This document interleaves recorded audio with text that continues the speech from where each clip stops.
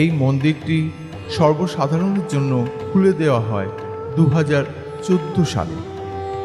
সমগ্র মন্দিরটি তৈরি হয় স্যান্ডস্টোন এবং মার্বেল পাথর দিয়ে। অপূর্ব সুন্দর এই মন্দিরটি নির্মাণ করতে সময় লাগে দীর্ঘ 10 বছর। মূল মন্দিরে যাবার রাস্তার দুপাশে আছে এরকম সুসজ্জিত ঝর্ণা, তবে এই জায়গায় সর্বসাধারণে প্রবেশ নিষেধ।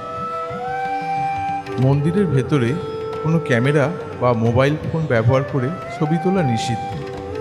মন্দিরের বাইরে এইসব জায়গায় আপনারা ছবি তুলতে বা ভিডিও করতে পারেন। একদিনের জন্য যদি কলকাতার কাছাকাছি কোনো জায়গায় বেড়াতে আসতে চান, তাহলে পৈলানের এই স্বামীনারায়ণ মন্দির ঘুরে যেতে পারেন, খুব ভালো লাগবে।